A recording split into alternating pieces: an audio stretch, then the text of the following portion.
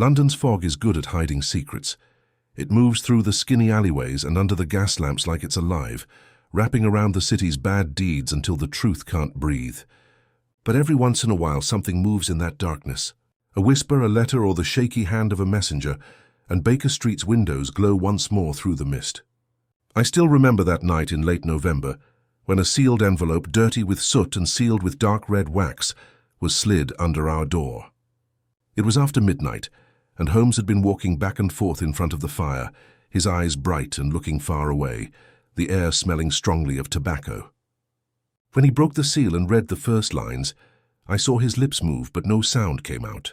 For a long time he stood there, lost in his own worried thoughts. Then, in a voice that was both quiet and cold, he said, "Watson, there has been a murder right under Baker Street. If you like mysteries that don't happen in fancy castles, but in the real heart of London, in the wet tunnels, the lost rooms, and with the quiet people who are always awake, I invite you to stay with us through this story. You're listening to Detective's Lantern, where every story takes hours to make and is shared with no ads at all. If you like this work, you'll find a small support link waiting in the description below." It was one of those damp, windless nights when London seemed to be holding its breath. When the fog hung outside our window without moving, like a real curtain, and every passing carriage sounded quiet and far away, like it was moving through another world. The fire had burned down in the fireplace, leaving a soft red glow that flickered across Holmes's face as he sat with his legs crossed on the rug, his long fingers pressed together under his chin. I'd been reading quietly by the lamplight, and the smell of burnt tobacco made the air thick, when the sudden sound of paper scraping against wood broke the silence. Something had been pushed under our door. For a moment neither of us moved. Then Holmes's eyes, which had been cloudy with deep thought, became sharp at once. "Third delivery at this hour," he mumbled, "is strange." He stood up quickly, the back of his dressing gown brushing the carpet, and bent down to pick up the envelope. It was heavy. Its edges were dark with dirt, and it was sealed in red wax that was stamped with a picture I didn't know. 2 snakes twisted around a lantern. Holmes turned it over in his hands before cutting the seal with his penknife. I saw a quick look at the paper inside, which was yellow and a little wrinkled, as he unfolded it and read the first lines. His lips opened, but no sound came out. Only when I spoke did he seem to remember I was there. "A client who needs help, maybe?" I asked. Holmes looked up. His face was hard to read, but there was a sharpness in his voice that I had not heard for many years. "Not a client, Watson. A witness, or what's left of one. Read this." He handed me the letter. The handwriting was shaky, and the ink was uneven, as if it was written in a hurry or in fear. "To anyone who finds this, under the floor of number 221 Baker Street, there is a body buried where the light can't get to it. It has waited long enough to be found. Do not trust the voices that come from below." There was no name signed, no date, just those scary words. The bottom edge of the page was burned, as if it had been touched by a flame.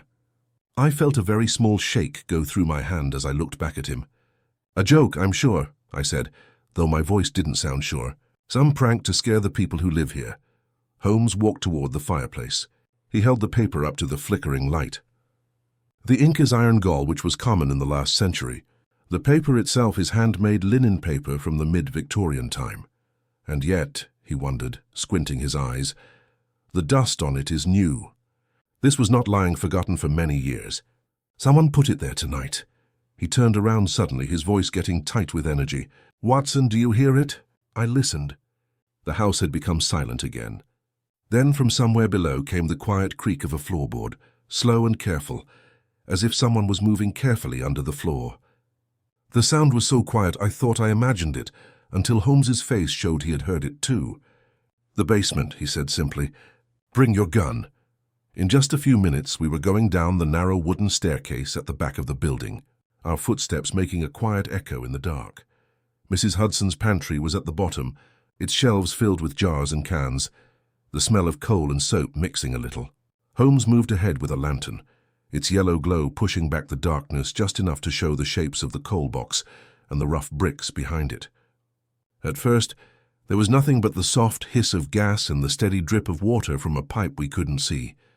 But then Holmes kneeled near the corner wall, brushing away a spot of dust to show something that wasn't smooth. a line running through the mortar, hidden under a thin layer of plaster.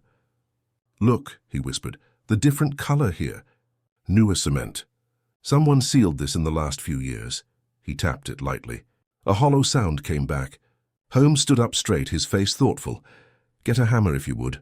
I did as he asked, and together we pulled away the loose bricks. Behind them was a narrow, empty space filled with old, heavy air. Holmes held the lantern inside, and for a second, its light shined on something pale. I leaned closer, my heart pounding. It was a piece of cloth torn and made stiff by age, and under it clearly was the curve of a human skull. I pulled back quickly, the coldness rising from that small room colder than the fog above. Holmes stayed still, his eyes shining in the lamplight.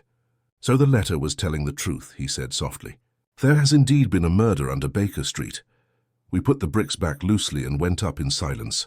In our living room, the fire had almost gone out. Holmes stood in front of it, his hands held behind his back while I poured 2 glasses of brandy and tried to calm my nerves. "At least," I started, "we should tell Scotland Yard. Lestrade will arrive too early." Holmes cut in, his voice calm. "The police deal with crimes you can see. Watson, this," he pointed toward the floor, "is one the city itself has worked together to hide." He turned toward the window, where the lamplight outside was blurry through the fog like a streak of gold. "Someone knew the body was here. Someone wanted it found now after all these years. The question is, why?" I watched him in silence as he walked back and forth, mumbling parts of sentences to himself, the rhythm of his thinking and solving beginning to start. I had seen this change many times, the restless energy, the sharp focus, until the world seemed to get smaller, into the circle of his thoughts. "Do you remember," he said suddenly, "the fire that destroyed part of Marylebone Station 5 years ago, the digging near the old coal tunnels?" "Yes," I answered. "I treated several of the workers for burns. Then you may remember the reports of a sealed room found during the rebuilding, one the police quietly ignored." He reached for his violin, resting it lightly against his chin, though he did not play. "That room was directly under this street, no more than 40 yards from our doorstep. I believe we have found its other end." A long, quiet time followed. The fire cracked softly. Somewhere outside, a carriage rattled over cobblestones and disappeared into the mist. Holmes lowered the violin. "Tomorrow at sunrise, we will go visit the records of the Metropolitan Gas Works. Their maps may tell us what London has forgotten and what it chose to bury." He smiled a little, though there was no happiness in it. "Sleep if you can, my dear Watson. The dead are patient, but I doubt they will rest much longer. That night I did not sleep. The picture of that hidden skull seemed to stay behind my eyelids, a quiet witness right under our feet. Each time the wind blew against the window, I thought I heard the quiet creak of that cellar door, the whisper of brick against brick." It was not until the pale light of morning came through the curtains that I got up and found Holmes already dressed, the lantern filled with new fuel, the letter folded neatly next to his hat. He met my look with a calm power. "We begin under the streets, Watson," he said. "That is where the truth is buried." He turned, and together we stepped once more into the cold grey morning, the fog moving apart for a moment to show the faint shape of Baker Street, a street I knew well, but that now felt strange, as if every stone hid a secret. The morning that came after seemed to carry the feeling left over from that discovery, a feeling of worry that stuck to the walls of Baker Street like dampness. The first light of day came through the curtains, soft and spread out, showing Holmes already at work among a mess of maps and papers spread across the table. He had changed from his dressing gown to his grey suit, and the sharp smell of Turkish tobacco filled the air, twisting in thin ribbons above his head. He looked up as I came in, his eyes bright and not blinking. "I've gotten through a very helpful clerk at the Metropolitan Gas Works, a part of London's underground plans," he said. "It seems that under Baker Street is a path that is no longer used, connecting to an older coal-carrying tunnel, left alone, sealed, and forgotten by the police. Its last check on record was in 1868. He tapped a thin, gloved finger on a pencil circle drawn below our address. "Exactly the time this paper is from." He folded the map, stood, and with that sure energy I knew so well, said, "Come, Watson. If the truth is in the dark, we must not stay in the light." By the middle of the morning, we were standing once again at the entrance of the cellar.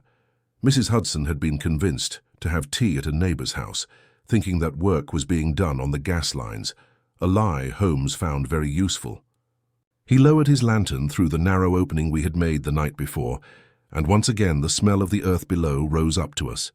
A cold mineral smell mixed with coal and something even older. The hole was barely big enough for one man, but Holmes, with his usual lack of care for comfort, slipped through it like a shadow. I followed, lowering myself into a narrow path lined with brick, the ceiling low enough to brush my head. The air was thick and still, and our lantern light hit the damp walls in dull flickers. Holmes bent down to check the ground, where a faint line marked the dirt.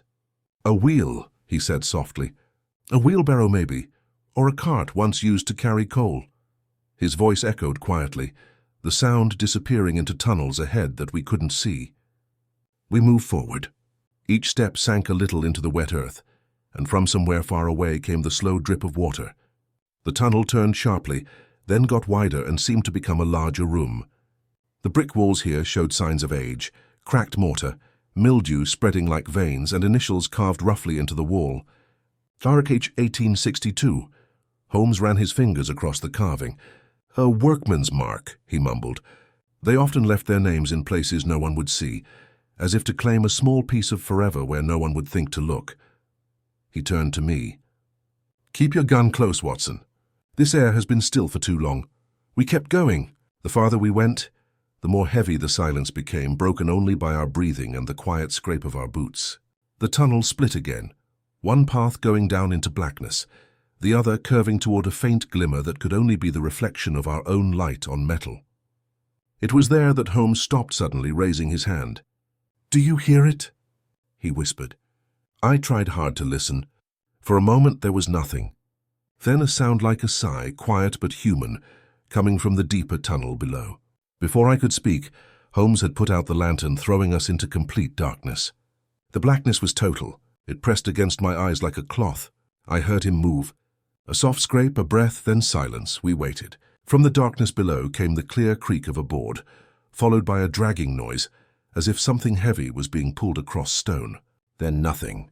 Holmes lit the lantern again, its sudden light making long jumping shadows on the walls. His face was calm, but his eyes were wide, his look alert and fierce. "Someone has been here," he said. "Recently, and not for the first time." We followed the sound's direction carefully, our light shaking against the uneven brick.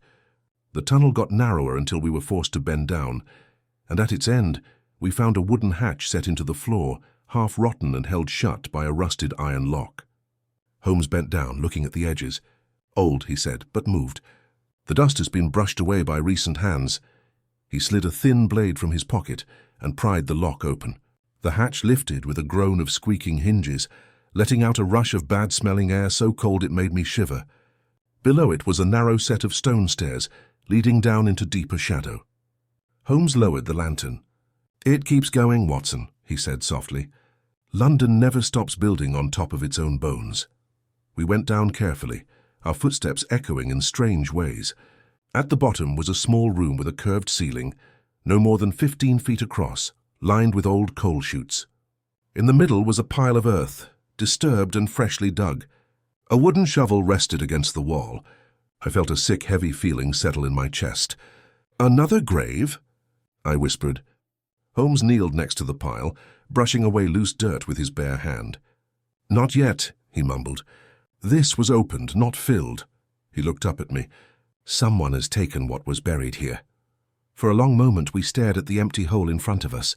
The air seemed to pulse with memories, what was left of hard work, fear, and secrets. Then Holmes stood, brushing dust from his knees. "There is more," he said. "Look at the soot on the ceiling. It's fresh. A lantern was hung here within the past week. Whoever came, they came recently, and took great care to hide what they were doing." He turned toward the other wall, where a faint metal shine caught his eye. Set into the mortar was a brass plate, darkened but still readable. Holmes wiped it clean with his sleeve. "Property of the London Coal and Gas Company, sealed by order of 1871. His face got tighter. "Strange. The company was closed in 1872, taken over by the Metropolitan Works. This room should not exist in their current records." He stood up slowly, the light playing across his sharp face. "Watson, We are walking in a part of the city that the government forgot about, a secret path that living people don't use anymore. As he spoke, a quiet rustle echoed from the tunnel behind us. I turned sharply, my gun raised, but saw only the swing of shadows. "Holmes," I said under my breath, "we are not alone." He put out the lantern once more, leaving us in the stillness. Somewhere ahead, a match lit up for a moment, a quick orange spark that disappeared as fast as it appeared. We heard the soft scuff of footsteps going back into the maze of tunnels. Then silence. Holmes lit the light again, his face set with a grim look. "Someone guards this place," he said. "Someone who knows its history, maybe even its crime, and that, my dear Watson, is the most dangerous kind of man, one who lives among ghosts and calls them his friends." We walked back toward the surface, the tunnels echoing quietly behind us, as if making fun of us for leaving. When we finally came out into the cellar once more, the daylight coming through the crack seemed almost blinding.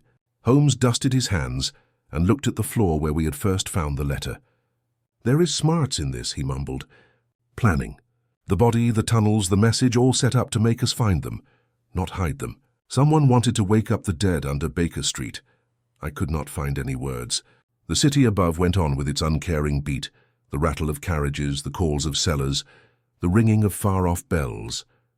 But under it all I knew something old was moving again. Holmes put the folded letter into his pocket and looked toward the window where the fog was starting to get thick again. "We will visit the gasworks records this afternoon," he said. "And before dark, the house at the corner of Wimpole Street. It was once listed as a storage building for the very company that sealed those tunnels." He paused, lighting his pipe with quiet care. "The dead may be patient, Watson, but I am not." He turned toward the door, his coat swirling behind him, and for the first time since that scary night, I felt the familiar thrill of a case waking up in his blood. The afternoon found us in the narrow, rain-wet lanes behind Wimpole Street, where the smell of soot and wet stone mixed with the faint sweetness of roasted chestnuts from a cellar nearby. The street itself showed no sign that it used to be a storage place. Its once industrial buildings had been turned into simple apartments and storage rooms, their windows hidden by grime. Holmes paused before a narrow building stuck between two taller houses. Its sign, long stained by weather, was still faintly readable. Bestrout & Co. coal factors started in 1867. The paint was peeling off like dried skin. "This was the company's address before it joined with the other," Holmes said, looking at a slip of paper. "And according to my source at the police, the building has been rented for the last 10 years to a Mrs. Edith Hulbury, a widow who is getting old. She puts up signs for rooms to rent on the top floor." He tipped his hat and knocked. The door opened a careful inch before a pale eye looked through the crack. "The rooms are all taken," said a thin voice. Holmes bowed his head. "I'm sorry to bother you, madam. My name is Sherlock Holmes, and this is my partner, Dr. Watson. We are asking some questions about a former renter of yours, a gentleman who rented a room here some years ago." The door waited, then opened all the way. Mrs. Hulbury stood before us, a small woman wrapped in layers of shawls, even though the day was warm. Her hands were spotted and shaky, her eyes sharp even though she looked weak. "You'd best come in," she said after a moment. "The stairs are steep." The house smelled of old paper and damp wool. The narrow hallway led to a living room, where the furniture seemed saved from another century. Horsehair chairs, a brass clock that had long stopped ticking, and on the mantelpiece a row of small framed old kinds of photos, the people in them long dead or forgotten. Holmes took off his gloves with quiet care, his eyes quickly looking around the room before he spoke. "You had a renter here in the winter of 1871, he began. "A gentleman with an unknown job, light-haired, maybe with a limp. He gave his name, I believe, as Mr. Charles Wren." The old woman's eyes flickered. "Wren," she repeated softly. "Yes, sir. He took the front room on the first floor, paid a month ahead of time. I remember because he carried a small case, said it had his tools. A quiet man, polite enough, though I never trusted him." "Why not?" Holmes asked gently. She waited, her fingers playing with the corner of her shawl. "He kept strange hours, would come and go after midnight with dirt on his boots and the smell of smoke on him. Once I heard him talking to someone in his room, a low voice as if calming a child, but when I went up there was no one there." She shivered a little, looking toward the staircase as if expecting to hear those footsteps again. Then one morning he was gone. Left without paying his rent and locked the room from the inside. I had to get a locksmith to open it. He'd taken everything. Everything but one small package in the cupboard. Holmes leaned forward. A package, you say? It was wrapped in oilcloth. I took it to the police officer, but he said it was nothing important. Just an old journal, damp and hard to read. I burned it that same night. You burned it? I yelled. She gave a tired nod. The words were strange, sir. Some in a foreign language, others like numbers or secret codes. I wanted no part of it. Holmes stayed silent for a long moment, his eyes fixed on the mantel. Would you let us see his room? He asked at last. Mrs. Hulbury waited, then got a ring of keys from her pocket. It's empty now. I only rent it to people for storage, but you're welcome to look. She led us up a narrow staircase that creaked under our feet. The air got colder as we climbed, until we reached a door at the end of the hallway. She unlocked it and stepped aside. The room was small, its single window foggy with wet air. A faint breeze moved the torn lace curtain. There was not much furniture, a narrow bed frame, a writing table, a cracked wash basin, but Holmes's attention was immediately pulled to the floorboards near the fireplace. He kneeled, running a thin blade along the edge of one board until it lifted a little, showing a narrow hidden space underneath. Inside was a single object, a piece of parchment, yellowed and easily broken, folded into 4 parts. Holmes unfolded it with care. Across its surface was a diagram, a rough map drawn in faded ink. At first look, it seemed to show a part of London's underground train lines, but the symbols were not familiar. The routes were marked not by stations, but by initials and secret notes. RCCWSL, Holmes read out loud. These may be names rather than places. He looked up sharply. Watson. The initials carved in the tunnel wall, RH 1862. The same person, maybe. I bent closer. But what is this large circle near Baker Street? He traced it with one finger. It lines up perfectly with where we found the body. The tunnels, the body, the renter, all parts of a single web. Mrs. Hulbury had moved back to the doorway, holding her shawl. You'll find nothing but dust and sadness in this house, she said with a shaky voice. Whatever he was involved in, it brought no good to him or anyone else. A week after he disappeared, the ground behind the building fell in. The coal cellar caved in. The police officer said it was old work falling apart, but I've heard noises down there ever since. Scratching as if something were trying to get out. Her voice broke. Holmes stood up, folding the parchment and slipping it into his pocket. You've been very helpful, madam, he said kindly. If anyone should ask about Mr. Wren again, I ask that you tell them nothing, not even that we visited. She nodded faintly, her eyes looking quickly toward the floor.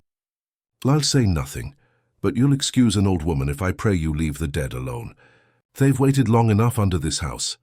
We thanked her and stepped back into the damp street. The sky had gotten dark, and the first drops of rain fell through the rising fog. Holmes walked quickly, his collar turned up, his mind clearly busy. Wren, he said finally. A fake name for sure, but his secret code suggests the mind of an architect or an engineer, someone used to drawing what others are afraid to enter. And the initials? I asked. Workmen, maybe helpers, the kind who work unseen under the city, while rich men above eat dinner by lamplight. If our dead body is one of them, his death may have been the price for a secret that was supposed to stay buried. We crossed into the busier street of Marylebone Road, where the gas lamps were already being lit against the darkness. The rattle of carriages mixed with the hiss of rain on the cobblestones. Holmes slowed down, his eyes fixed on a far-off person standing under a street lamp. A man in a dark overcoat not moving, his face hidden by shadow. The stranger's eyes seemed fixed on us. Then, as Holmes took a step forward, he turned suddenly and disappeared into an alley. Holmes walked faster, but by the time we reached the corner, the man was gone, leaving only the echo of running footsteps and a faint smell of damp earth. Holmes stopped, pulling the folded map from his pocket. Our watcher knows we've found something, he said quietly. And that means the game is no longer just ours. He slipped the map back into his coat and waved down a passing cab. Back to Baker Street, Watson. Tonight we compare this plan with the city's records. Before sunrise, I plan to know where these tunnels end and who still walks in them. The cab rattled away through the rain, the gas lights making streaks across the wet glass like threads of fire. Next to me, Holmes sat in silence, his sharp profile lit up from time to time by the passing lamps. There was a look on his face I had seen only in his most dangerous cases. Not fear, but a kind of serious interest, as if he were staring into the design of the city's soul, and finding there the pattern of a forgotten bad deed. The rain had turned into a steady downpour by the time we reached Baker Street. The glow of the gas lamps flickered like tired guards outside, and the fog, pulled in by the dampness, pressed thick against the window panes. Inside our living room, the fire hissed as Holmes tossed a handful of damp coal on it and unrolled the parchment we had taken from Mrs. Hulbury's house. The map, though rough, had the clear shape of a plan. He pinned it to the table with his magnifying glass and compass, the flickering firelight making shifting shadows across its faded lines. "You can see, Watson," he said, "that these tunnels follow no known plan of the gas works or the train system. They cross instead under certain properties that share a strange history. Bankrupt warehouses, closed tobacco shops, and a chemist shop long since shut down for unsafe storage of dangerous chemicals. Look at these locations." He pointed to a group of marks near the river. "This, I believe, is the old Rotherhithe dock line, sealed in 1871 after an explosion. And here," his finger moved upward, "our own street, each point connected by a single unbroken path. If we trace it all the way, it forms the shape of a rough spiral coming together under the heart of Marylebone." I leaned over the table, the smell of wet paper mixing with smoke. "A spiral?" he nodded. "A pattern of going down.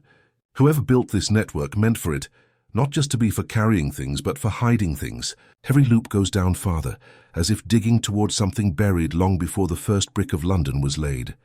He lit his pipe, the blue smoke curling like the drawing itself. "These initials, RH, CW, SL, they are not just workers. They match known names on the payroll of the Coal and Gas Company. I've already sent a telegraph to Lestrade for their work records." "Then you suspect a secret criminal plan?" I asked. Holmes smiled a little. "Criminal acts, my dear Watson, are rarely as organized as stories make them out to be. I suspect something older than crime, a promise perhaps, or a debt that hasn't been paid." He turned quickly toward his desk, pulling open a drawer from which he took an envelope. "And yet, as luck would have it, Lestrade himself is ahead of us." Inside the envelope was a folded report stamped "Scotland Yard Confidential." Holmes spread it next to the map. It had a short summary of an investigation from 1871. The death of one Robert Hensley, a foreman, thought to have drowned after a partial collapse near Marylebone Station. The case had been closed within a week. Holmes's eyes gleamed. "RH," he mumbled. "Our man from the tunnel wall." He read out loud from the report. "Body not found. Area sealed by company order. Investigation stopped because of structural danger." He paused, tapping the page. "Helpful, isn't it? A man dies underground. His body is never found, and his boss demands silence." I felt a chill creep up my spine. "You believe the skeleton under our cellar is Hensley's?" Holmes shook his head slowly. "No, Watson. Hensley's death was the beginning, not the end. I believe he found something during the work on the tunnels, something his bosses never wanted to see the light of day. His disappearance was the price of what he found. And now, after all these years, someone wants the world to remember." He leaned back, his eyes distant, lost in the maze of his own thoughts. For several minutes, the only sound was the steady ticking of the clock and the soft whisper of rain against the window. Then he spoke again, his voice lower, more careful. "There is one more mark on the map. This symbol here, drawn not in ink, but in what looks like dried blood." I bent closer. At the center of the spiral was a single handprint, smeared and faint. It seemed to pulse a little in the lamplight, like an echo of the man who left it there. "Surely that is only a stain from age," I said. Holmes's expression darkened. "It is not. I tested a flake of the color with a chemical earlier. It is indeed human blood, saved surprisingly well by the mineral salts in the paper." He got up and began walking back and forth in front of the fireplace, his long shadow bending across the ceiling. "Someone drew this map not as a record, but as a confession. And if that confession begins under Baker Street, it ends somewhere near the river. We must follow it step by step." I could not hold back a shiver. "At night?" He gave a short laugh, though without happiness. "The night is London's truest time, Watson. In daylight the city lies. By gaslight it remembers." He grabbed his coat and hat, his movements quick and exact. Within half an hour we were rattling southward in a cab, the horses' hooves clattering sharply over the wet cobblestones. The fog hung low and bright, cut by the glow of the gas lamps and the occasional glimmer of a police officer's lantern. Holmes sat without moving next to him, his eyes fixed on the window, the folded map held tightly in his hand. When the cab finally stopped next to the Thames riverbank, the air hit us with the metallic chill of the river, damp, smelly, and old. Across the water, the warehouses of Rotherhithe stood like guards from another time, their windows dark, their walls shining with wetness. Holmes got out without a word and led the way along a narrow lane that went down toward the riverfront. We stopped before a crumbling brick building whose door had long been sealed with a rusted chain. The faded sign above it read, "Hensley and Coal Storage, licensed 1868. Holmes looked at the lock for a moment, then took out a thin tool from his pocket. "The good thing about a place not being used, Watson," he said, "is that it's not taken care of." A moment later, the chain fell away, and the door groaned open. The air inside was heavy with rot. The floor was covered in cold dust, and the remains of old sacks lay in piles against the walls. Holmes's lantern showed the faint outline of rails set in the stone floor, leftovers of an underground cart system leading directly into the earth. "The path continues," he said quietly. "Look at how it slopes. That goes down toward the direction of Baker Street." We followed the rails into the dark until the sound of the river faded, and all that was left was the echo of our steps. At different points, the tunnel got wider into rooms where the coal had once been sorted. In one of these rooms, our light fell on a smear of fresh mud, and next to it a set of boot prints, small and narrow, leading deeper inside. "Someone is ahead of us," Holmes whispered.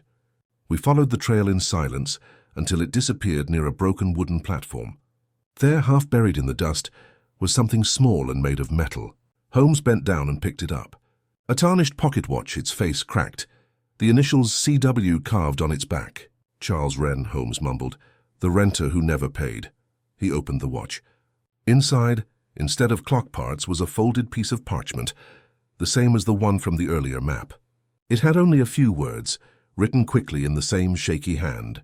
"He's still down there." The silence that followed was choking. Even the air seemed to hold its breath. Holmes put the paper back, closed the watch, and slipped it into his pocket. "We have gone from thinking to being in the world of the dead, Watson," he said softly. "Whoever left this message has gone farther than a sane person would follow, and maybe has not returned." He turned toward the end of the tunnel, where the darkness got deeper into a low arch half hidden by broken pieces. "Beyond that wall is the truth, but it waits for its own time, not ours." The lantern flame shook as if caught by a breath that was not ours. Holmes's voice dropped to a mumble. "Tomorrow we bring Lestrade. The police will have their dead body, and I will have my answer." He put out the light, leaving us in darkness so complete that only the sound of the river's distant pulse reminded us that London was still alive above. The next morning was grey and still, the kind of London morning when the city's breath seemed to hang without moving in the air. The fog had come in early, making sounds quiet and swallowing light. When I came down from my room, I found Holmes already sitting in front of the fire, his violin resting beside him, the map and the watch from the night before spread open on the table. He had not slept. The ashtray was full of the ends of half a dozen cigarettes, and a thin layer of soot darkened his fingertips. Without looking up, he said quietly, "It is always the silence that speaks first, Watson. When men make secret plans under the city, they forget that London listens." He stood up, slipped a pocket watch into his vest, and reached for his coat. "Lestrade is waiting for us at the police station. The order to dig has been given." 2 hours later, we stood once more before the broken-down coal building on the Rotherhithe bank. The river murmured quietly beyond the warehouse walls, its slow tide thick with trash. Lestrade, shorter and greyer than when I had last seen him, greeted us with the grim happiness of a man who expected to prove someone wrong. "So, Mr. Holmes," he said, his breath turning to fog in the cold air, "another of your underground ideas, eh?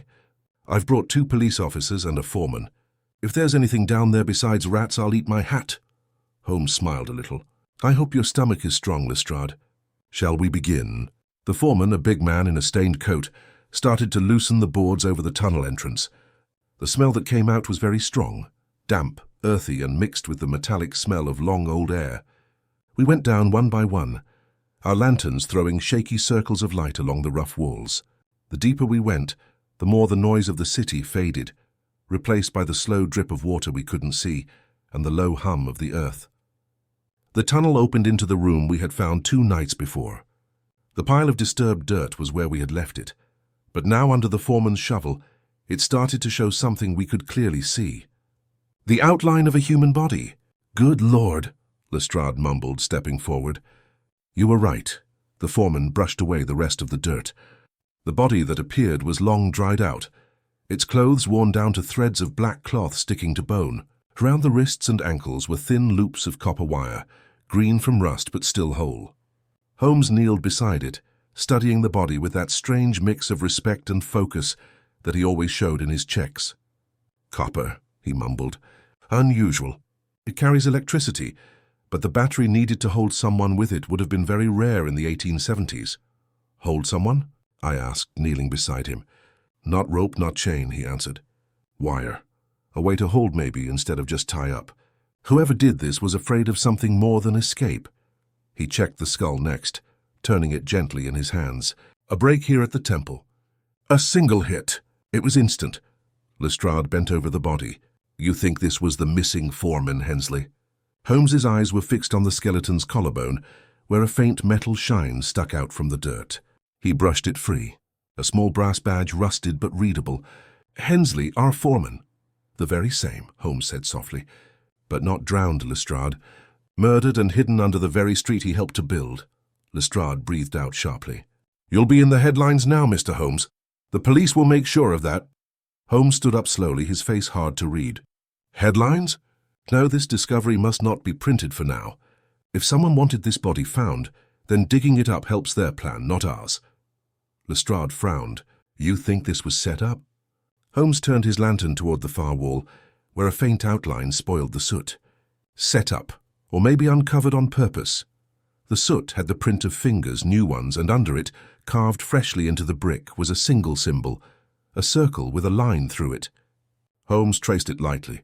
You see, Watson, our unseen helper is not happy to do nothing. Lestrade scowled. A mark of some gang, I'm sure. Maybe, Holmes mumbled. Or a message from the same architect who drew the spiral. The shape repeats itself. Circle, line, going down, always downward. He stood in silence for a moment, listening. Somewhere beyond the room, the quiet creak of wood settling echoed like a sigh. We must go deeper, he said at last. Lestrade complained. Deeper? It's a death trap already. But Holmes had already moved toward the archway at the room's end, where broken pieces half-blocked a narrower tunnel. He bent down and brushed away pieces of brick until a gust of colder air passed through. There is another path, he said, not on any map. Lestrade cursed under his breath, but followed. We squeezed through one by one, the lanterns barely bright enough to see in the darkness. The air grew colder, sharper, and the sound of our movement seemed swallowed by the walls. Then suddenly the tunnel got wider again, and before us was a space unlike any we had seen. It was a cellar, but not for coal. The floor was smooth stone. The walls were made stronger with wood. At its center stood a wooden chair, its arms fitted with the same copper wire that had tied Hensley's body. Above it, hanging from the ceiling by hooks, was a shattered glass jar big enough to cover a man's head. Holmes walked toward it slowly, his lantern making shaky reflections on the glass. Air device, he mumbled. Rough but clever. You see the leftover pieces of tube here and here, the valve.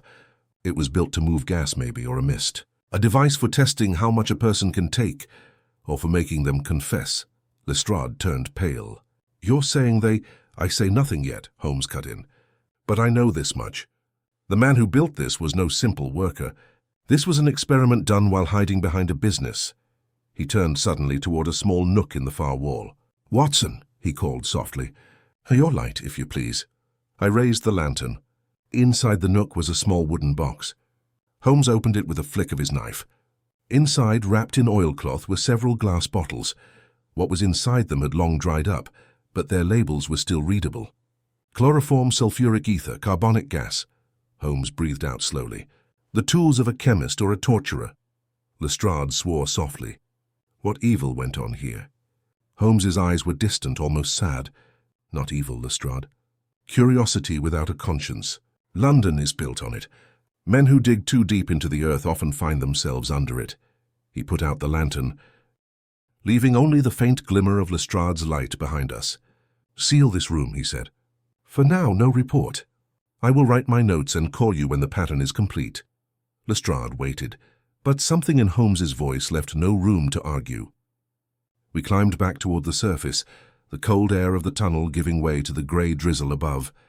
When we came out, the world seemed painfully bright. Holmes took off his gloves, his face serious. "There is more to this, Watson. The wire, the gas, the map. Each part is exact, planned. Someone brought this ghost back to speak for a reason, and until we know what it says, we are just guests in its silence." He looked once more at the river, where the tide lapped slowly against the stone. "London buries its bad deeds well," he said softly, "but not forever." It was late afternoon when we returned to Baker Street.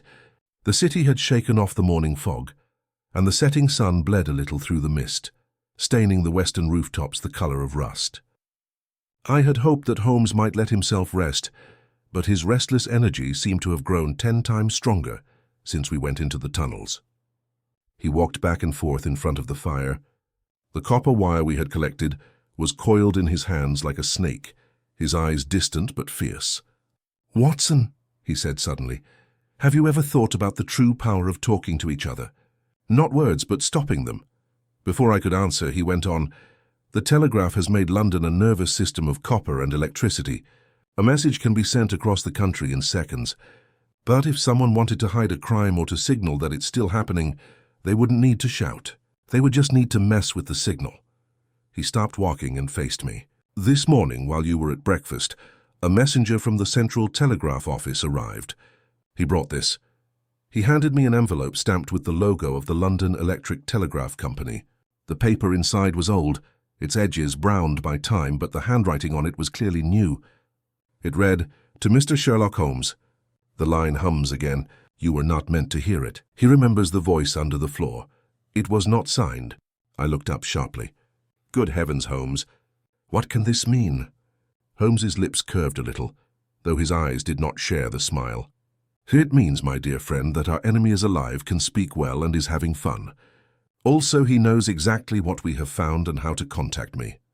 He turned toward the window, the fading light carving his profile in sharp lines. "A message sent by hand, delivered by a clerk from the telegraph office, but written on paper that hasn't been used since 1871. That puzzle alone needs to be looked into. Within the hour, we were on our way to St. Martin's-le-Grand, the telegraph headquarters. The evening rush had begun. Clerks in bowler hats hurried through the damp streets, the steady clatter of hooves echoing against the walls. Inside the great hall, the air was thick with the hum of machines and the smell of oil. Rows of operators sat before their keys, the brass tools clicking with a constant rhythm like the beating of a giant metal heart. Holmes's eyes darted from desk to desk, as if looking at the veins of some living thing. He walked to the counter where a young clerk, pale and wearing glasses, stood sorting envelopes. "Mr. Tewkesbury," Holmes said, looking at a small notebook, "you delivered a letter to my address this morning." The clerk blinked quickly. "Yes, sir. A strange one that was left on my station by an older gentleman. I thought it was official business, though I did not know his papers." Holmes leaned forward. "Describe him." "Tall, sir, bent over, grey hair." His left hand shook a little. He said little, but he seemed to know how things work here, where the inside mail is sorted, where the private lines connect to Thesity lines. Holmes's face sharpened. "You say he knew the lines. Then he was not a stranger to this office." "Did he sign a book?" The clerk hesitated. "He did, sir, though not correctly. He wrote only a single name, Hensley." For a moment all sounds seemed to disappear from the hall. The keys kept tapping, the wires kept humming, but the name hung in the air between us like an echo from the grave. Holmes turned a little, his voice low. "You're sure?" "Quite, sir.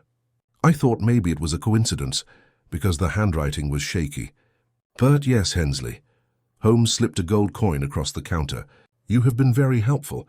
One last question. Which line did he use?" The clerk pointed to a small nook near the far wall where an old machine stood. A single telegraph key and a coiled length of green wire not connected to the power. "That line has been out of service for years," the clerk added. "No power flows through it. It's there only to be shown." Holmes moved toward it silently, his gloved hand brushing the brass surface. The wire, though covered in dust, had the faintest bit of soot on it, as if it had been heated recently. He traced it to the wall, where it disappeared into an iron pipe leading down under the floorboards. He turned to me, his eyes burning. "Watson, the line hums again for sure, but not with electricity, with memory." Before I could ask what he meant, he tapped the key lightly. To our surprise, the machine answered, not with sound but with a shake, a faint vibration through the table, as if something deep under the building moved in response. Holmes took his hand away and stood up straight. "There are wires still connected to the old gasworks tunnels. It seems that our friend below has used the veins of the city for his own plan." The clerk, worried, took a step back. "You mean someone's down there now?" Holmes nodded slowly. "And sending messages still, though not in words men can read." He turned suddenly. "Come, Watson. There is one more office we must visit before it gets dark." We left the telegraph office and got a cab to Chancery Lane, where an old substation still handled the city's second set of lines. The foreman, a tired-looking man named Cribb, led us through the underground paths with a single oil lamp. The air grew thick and metallic. Under the hum of the electricity, I thought I heard another sound, faint, rhythmic, almost human. At last we reached a narrow room lined with wooden cabinets. Each held rows of spools, their wires vanishing into pipes that disappeared into the brick. Holmes checked the nearest cabinet and pulled his hand back sharply. "Warm," he said. "Someone has pulled power through these lines within the last hour." The foreman frowned. "Impossible." The lower lines were shut down after the explosion near Marylebone Station. 20 years ago. Holmes smiled without humor. "And yet they still breathe." He followed one pipe with the lantern until it vanished behind a newer wall of brick. There he bent down, checking the mortar. "Fresh," he said. "See the dampness? Someone's been through here. Whoever controls the power under the streets has a way into this station and maybe uses it to send messages the police never get." I looked nervously around the room. The air seemed charged, alive with movement I couldn't see. "You think this connects to our tunnels?" "I am certain of it," he answered. "The same hand that tied Hensley in copper now speaks through it. We are listening to a ghost carried by wire." At that moment the light flickered. The hum got deeper, growing into a loud thrum that seemed to shake in my chest rather than my ear. Holmes turned sharply toward the cabinet. One of the old spools was turning slowly on purpose, though no hand touched it. The foreman swore and backed away.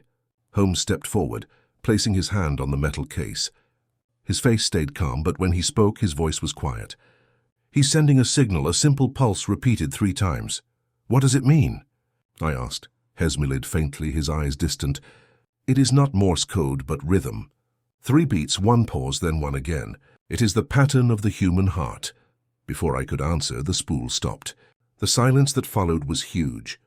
Holmes took his hand away slowly and turned toward the stairs. "The dead have grown impatient, Watson. They are reminding us they once lived." We came out into the night, the air sharp and damp with rain.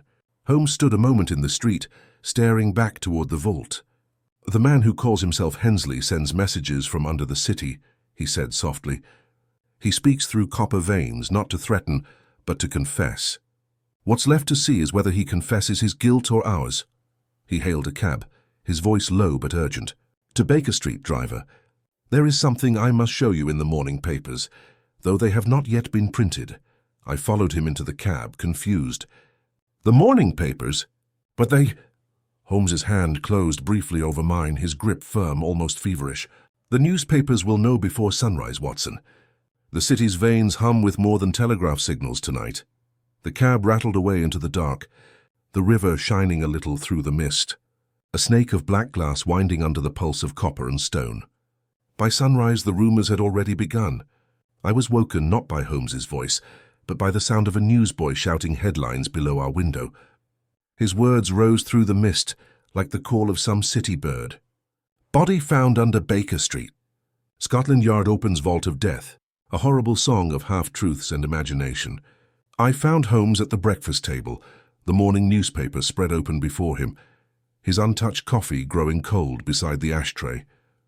"They were quick," he mumbled, not looking up. "The public's mind is a tool ready to play any note, no matter how bad it sounds." The article, which I read over his shoulder, was written with the excited tone of someone who has come close to the truth and pulled back. It described in fancy words the discovery of a mummified body under Baker Street, tied by strange metal bonds that suggested magic. It went on to guess with wrong confidence that Scotland Yard had been forced to ask the famous consulting detective, Mr. Sherlock Holmes, whose skill in evil matters is the best. Holmes folded the paper neatly. Evil matters, he repeated dryly. How quickly the world mixes up curiosity with evil. Once an experimenter touches the unknown, they hang him with superstition. I could see he was worried, though his voice stayed calm. You think our enemy planned this leak? I asked. He nodded once. Without a doubt. The newspapers are the modern helper of every great crime, and sometimes its writer. What better way to make us come out than to let London say our names before we act? He stood up from the table and walked toward the window. Outside, the fog glowed a little gold, where the lamplight bled into it. Look at them, he said softly. A city of shadows feeding on stories. They do not fear death, Watson. They fear silence. He turned suddenly. We must visit the Strand. The man who printed this knows more than he wrote. Within the hour we were in a cab rolling eastward through the waking city. The streets were busy with early sellers and milkmen, their calls mixing with the metal rumble of the buses. When we reached the offices of the Strand Chronicle, Holmes let the cab go and walked in without being announced. The clerk, surprised, stuttered something about deadlines, but Holmes brushed past him and pushed open a door marked Editorial. Inside, the air smelled of ink and damp paper. At a large desk sat a man of about 40 with sharp eyes and dressed perfectly, the very picture of someone with too much confidence. Mr. Pembroke, Holmes greeted him. How nice to see that even the dead must buy space in the newspaper. Pembroke smiled thinly. Mr. Holmes, I was expecting you. The city does love your name. It sells half again as many papers. Holmes took the chair across from him, his look cold but steady. Your article describes details known only to 3 men, myself, Dr. Watson, and Inspector Lestrade. How did you get them? Pembroke leaned back, putting his fingertips together. Information has its ways of travelling, Mr. Holmes. The tunnels under your famous address have become something of an interest. Men talk in pubs, porters whisper. And last night a letter arrived at this office, not signed, but with the details you read. A letter, Holmes said softly. You have it still? Pembroke opened a drawer and took out a folded sheet of paper. Holmes took it without a word. The handwriting was the same as the first note we had received. Shaky ink faded at the edges. The truth breathes again. Tell them to look under the light. Holmes handed it back. And you printed this without asking questions. Pembroke shrugged. A story is a story. My readers like mystery more than facts. For a long moment Holmes said nothing. Then he stood, his voice suddenly cold. Mr. Pembroke, your story has woken up something better left sleeping. If another message like this arrives, I suggest you burn it without reading it. The writer is not just looking for an audience. He is finding one. He turned to leave, but Pembroke's voice followed. You think he's a murderer? Holmes paused. I think he's a conductor. The city hums to his tune, and you have provided the band. Outside, the noise of the Strand felt suddenly heavy. Cabs rattled. Newsboys shouted, and the whole street seemed filled with restless energy. Holmes walked in silence until we reached the riverbank, where the Thames rolled under the bridge in slow waves of brown and silver. He stopped, leaning against the low wall on the bridge. Watson, he said quietly, when a story gets out into the streets, it no longer belongs to those who lived it. It becomes its own creature, feeding on what people believe. You think London itself has become a helper. He gave a faint smile. London is always a helper. It has the memory of a graveyard and the hunger of a theatre. We walked on, our footsteps echoing against the damp stone. As we turned toward Westminster Bridge, a street boy ran out from an alley waving a telegram. For you, sir, he cried out of breath, pushing it toward Holmes. The boy's cap had the sign of the telegraph office. Holmes gave him a coin and tore the envelope open. His eyes quickly read the message, and his face, though calm, grew tight. He handed it to me. You told them to burn it unread, so now I write it in flame. There was no name signed, no address, only those scary words and a timestamp. Received at 2:17 p.m. Charing Cross Line. Holmes folded the telegram and placed it carefully in his pocket. He listens, Watson, he said quietly. He listens even to what is not said. We returned to Baker Street under a sky bruised by evening. The fog had gotten thick again, smothering the lamps until they burned like dying stars. As we entered, Mrs. Hudson met us in the hall, her face pale. "Another package for you, Mr. Holmes," she whispered, holding out a small wooden box. "Delivered not half an hour ago by a gentleman who said nothing, only left this."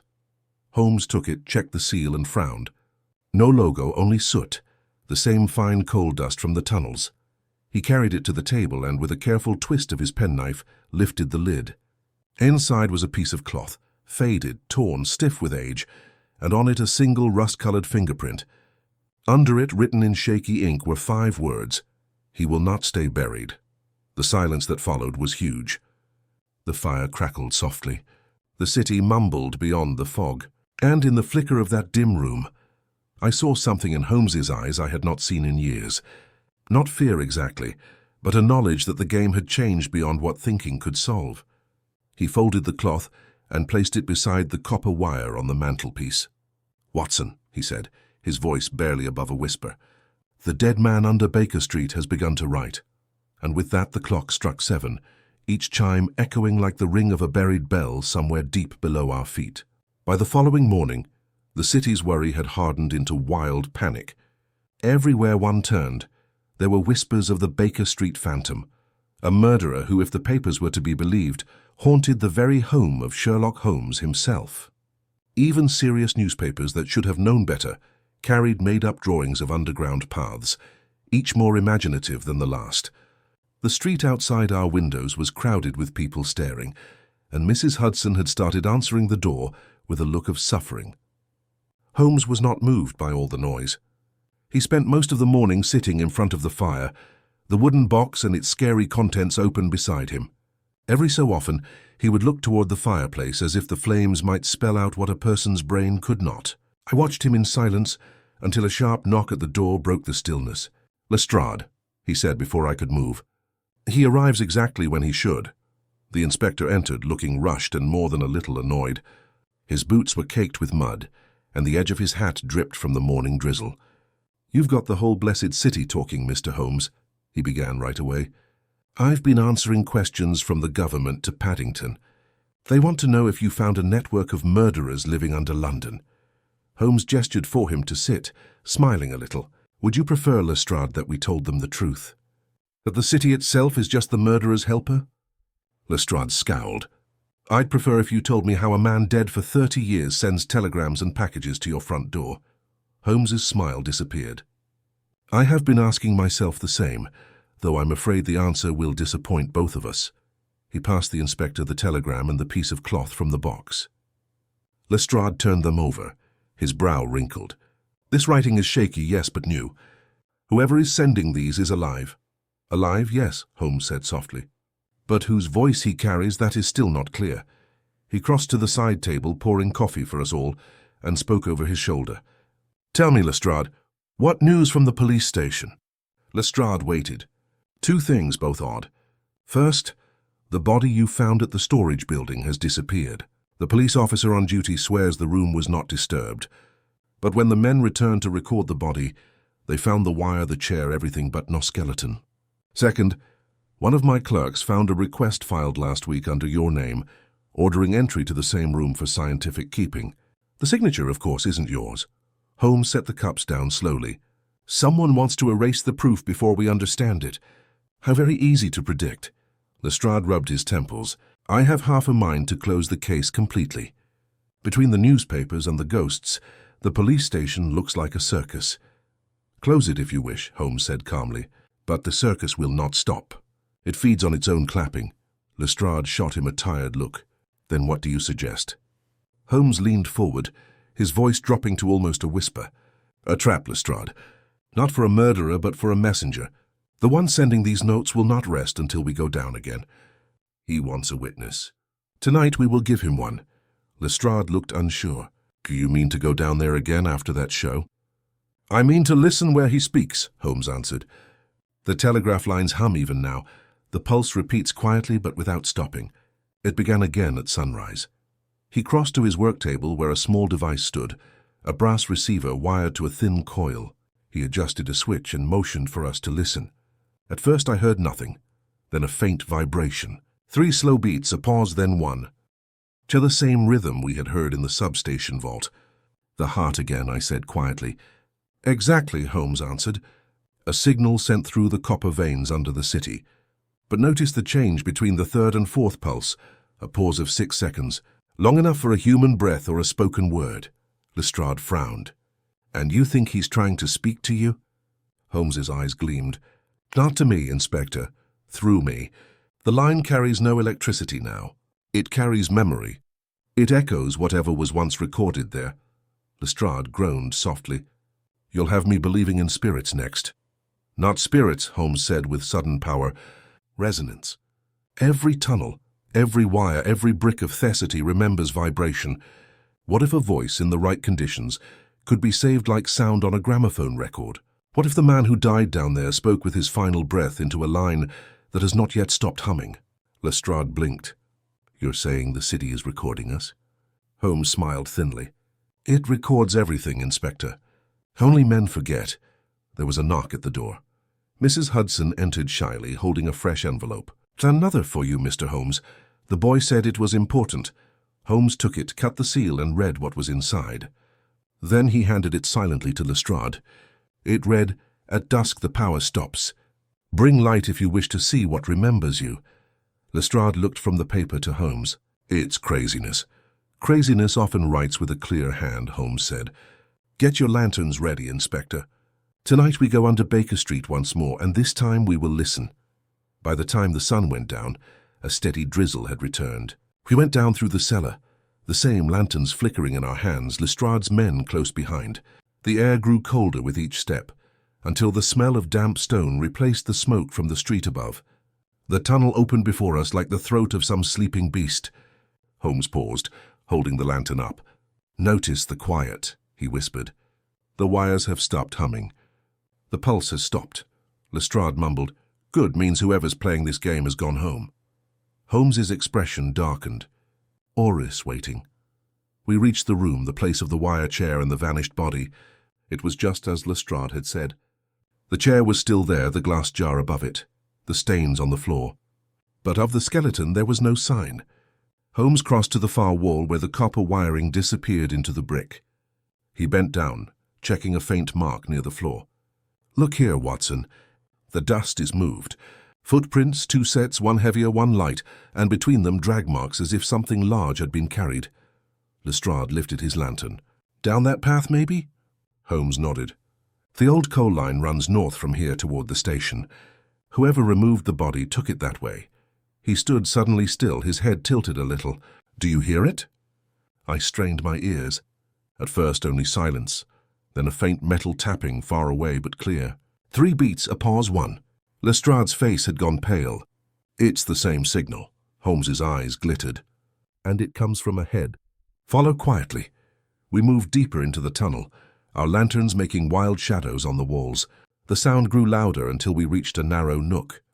There, bent down beside an old telegraph box, was a man. His hair was white and wild, his coat torn, his face as thin as paper. In his shaky hand, he held a small hammer, hitting the side of the box in that strange rhythmic pattern. Holmes walked toward him slowly. You've come a long way to send your message, Mr. Hensley. The man looked up. His eyes were not focused, his voice was a rasp. He never stopped. The light below. Then, with a shudder, he dropped the hammer. Lestrade jumped forward, but it was too late. The man fell, lifeless, the echo of his final tap fading into silence. Holmes kneeled beside him, pressing 2 fingers to his neck, then slowly took his hand away. Dead, he said softly. Yet again. He reached into the man's coat and pulled out a torn piece of paper. On it, written in the same shaky hand, were the words, Not me. The other one wakes. Holmes stood up slowly, his face hard to read in the lantern light. We were not chasing a ghost, Watson. We were chasing his echo, and the echo was leading us towards something still alive. The lantern flickered, and in that short moment of darkness, I thought I heard it again, quiet far below, the hum of the copper veins beginning once more. We returned from that horrible scene long after midnight, soaked by rain and silence. The streets were empty, except for the gas lamps burning with their tired light. and the clatter of our carriage wheels felt almost wrong against the quiet that had fallen over London. Holmes did not speak the whole trip. He sat with a piece of paper held tight in his gloved hand, his profile caught by the occasional flash of passing light, pale, still, and tired, as if it was carved from marble. When we finally reached Baker Street, Mrs. Hudson, bless her worried heart, met us at the door in her nightgown. Holmes brushed past her with a word of thanks and went straight to the living room, where the dying coals in the fireplace threw a faint copper glow on the floor. He laid the paper on the table, smoothed it flat, and looked at it in silence for a long moment. "Not me. The other one wakes," he mumbled. "A man who dies twice and warns us of another, alive and under our feet. You see, Watson, what we thought was the echo of the dead may instead be the whisper of the living." He began walking back and forth, the floor creaking under his steady steps. "It explains the missing skeleton, the packages, the telegrams, all planned to pull us deeper. Hensley was never the leader of this horrible band. He was the instrument. The hand that played him is still not seen." I sat down heavily, my arms and legs still numb from the cold of the tunnels. "And this other one, who could he be?" Holmes stopped by the window, his reflection laid over the fog outside. "Someone who knew the gasworks very well. Someone with knowledge of chemistry and engineering, maybe even medicine. A man of science whose mind turned bad from being alone." The tunnels were his lab, the city above, his experiment. He turned sharply toward me. "Do you remember the report from 1871? The explosion that ended the company's work, the name of the engineer blamed for it?" I frowned, searching my memory. "Samuel Lavington, wasn't it?" "A chemist fired for unsafe experiments." Holmes nodded. "The initials SL on the map. His body was never found. The company claimed he died in the blast. But what if he did not die? What if he simply moved downward?" At that, a shake went through me. "Holmes, you can't mean—" He raised a hand. "Exactly that. Lavington is alive, or something of him is.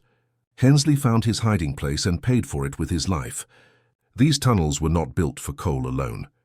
They were a circuit, an underground system designed to carry gas, electricity, and maybe more invisible experiments. What started as work to make things better became something else." He crossed to his writing desk and unrolled the cursed Mapons again. With his pencil he marked 3 points: Baker Street, Marylebone Station, and Rotherhithe. "Each spot forms a triangle," he said, "and at its center is a forgotten piece of tunnel, a private extra part built by the company and never put in official plans. If my math is right, it runs directly under this street, under our very home." I felt the blood drain from my face. "Holmes, you mean to say the room is here?" "Not here," he answered grimly. "Beneath us." He crossed to the fireplace and hit the poker against the stone, making a dull, hollow sound. "The foundation is fake in one part. A vault is below. Mrs. Hudson's cellar connects only to the top path. Under that is another level sealed in brick. The message we received, 'Bring light if you wish to see what remembers you,' was not a figure of speech, Watson. It was an invitation." Before I could argue, he had already grabbed the lantern and his gun. "Come, we go down." The trapdoor in the cellar opened with surprising ease with Holmes's tools. The air that came out was colder than any I'd ever felt, a breath taken from the lungs of the earth itself. A rough set of stairs went down into darkness. Holmes lit the lantern and went first, his shape framed against the shaky glow. I followed, gun in hand, though every feeling told me to turn back. The stairs ended in a room with a curved ceiling that was surprisingly big.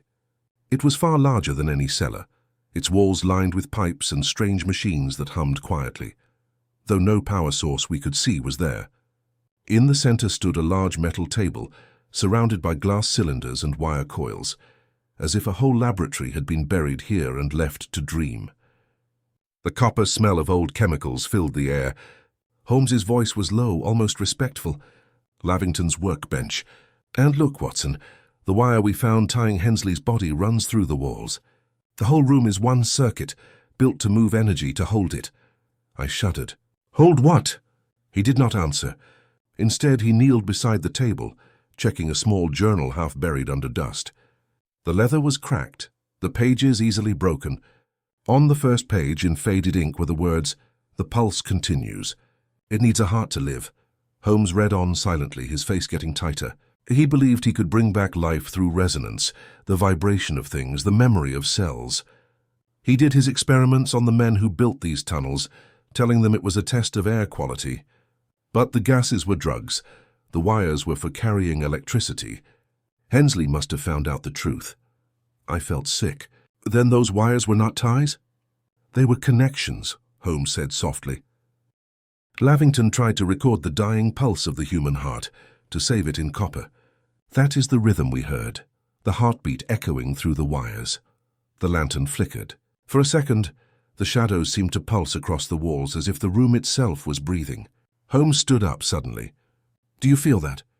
Indeed, the air had begun to shake, a low hum rising through the floor. From one of the glass cylinders came a faint glow, pale blue like a strange fire. Holmes moved toward it, but before he could reach it, a sound stopped him.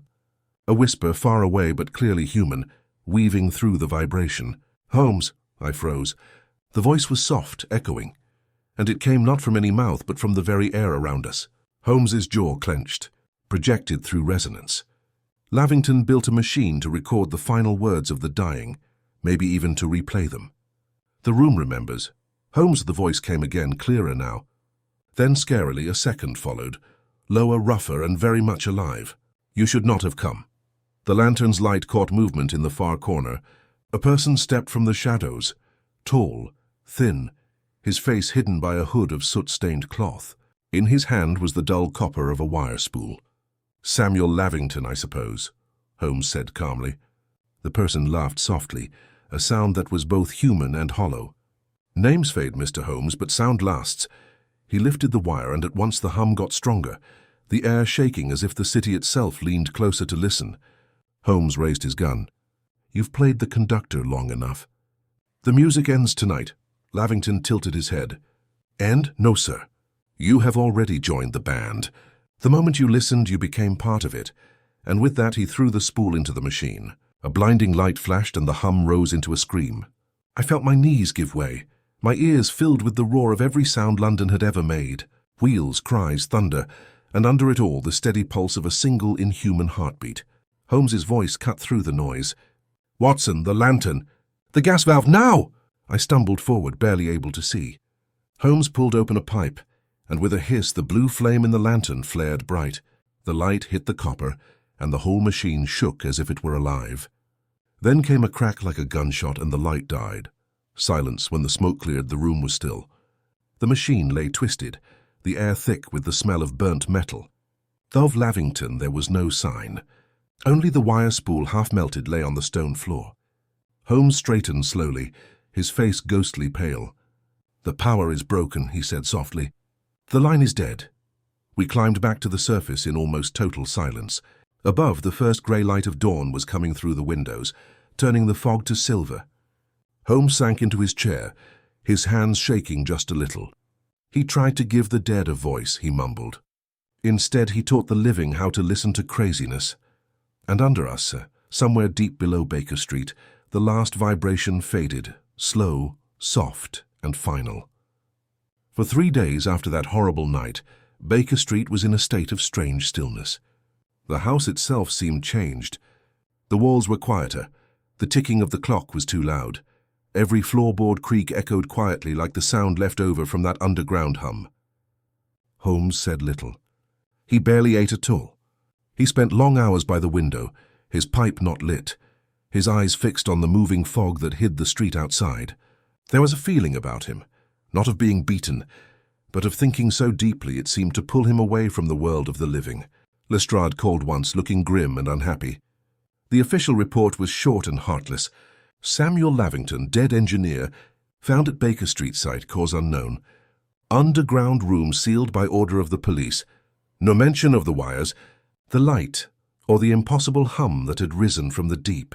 The newspapers, with no big show to report, turned their attention to other things. A fire at the docks, a scandal in the government. London's hunger had already moved on. But under that thin covering of forgetting, the truth was still there, restless, not finished. On the 4th evening, as the sun sank behind the mist, I found Holmes sitting at his desk with the melted wire spool in front of him. The faint metal shine caught the firelight, gleaming like a coiled snake. His violin lay across his knees, but he made no sound from it. I stood a moment before speaking. "You've barely slept," I said gently. Surely it is over now. The room is destroyed. The power is dead. Holmes looked up. There was tiredness in his eyes, but also something deeper, a sad curiosity that would not die. Over, he repeated.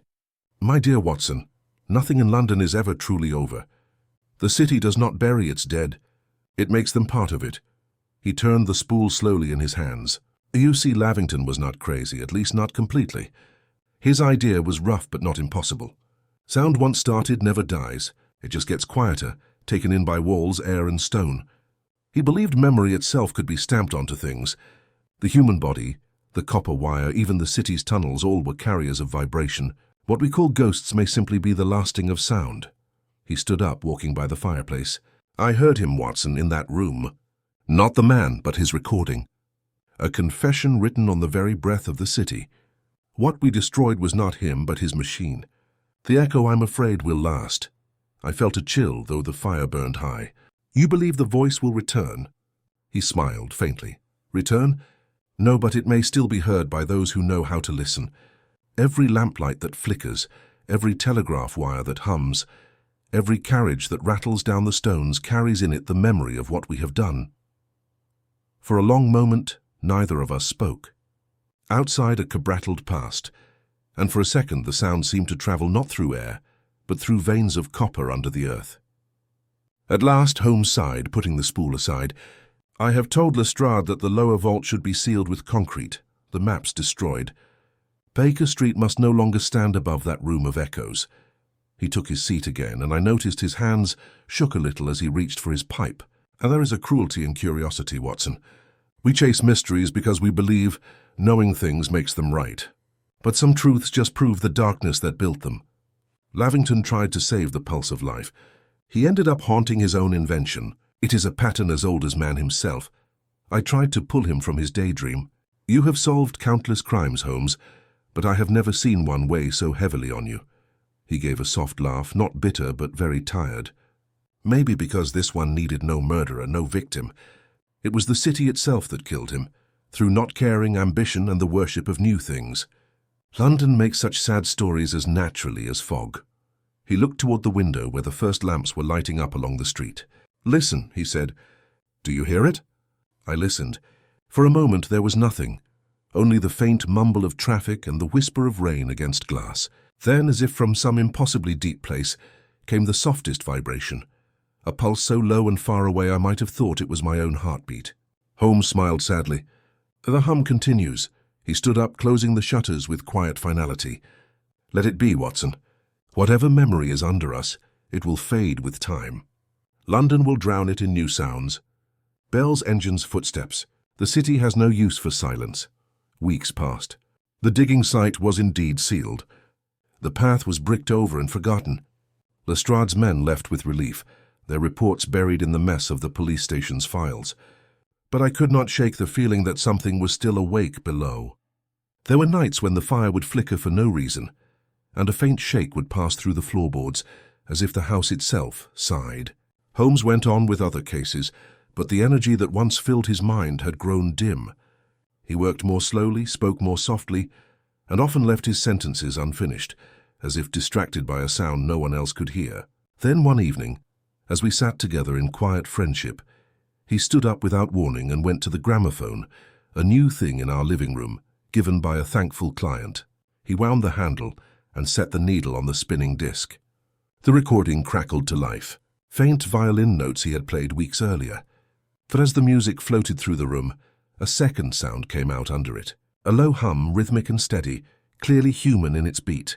Holmes met my look, and for the first time in many years I saw something close to wonder in his eyes. There, he whispered. Do you hear it? The city speaks still. He let the record spin to its end, the last vibration fading into silence. Then he took off the needle, placed it back in its holder and smiled faintly. No matter, he said. London always keeps a part of its dead. We too will be remembered, not in ink or stone, but in the quiet between the walls. He pulled his dressing gown tighter, reached for his pipe, and settled back into his chair. The firelight glimmered on his profile, making long shadows across the ceiling. Outside, the rain began again, slow, patient, forever. It drummed softly on the cobblestones of Baker Street, found the cracks in the mortar, and sank downward, ever downward, into the earth. And deep below, where the last wires still slept in their coils of dust and time, something faint moved once more. A shake, a whisper, a pulse. The memory of all that had been seen and all that would be forgotten.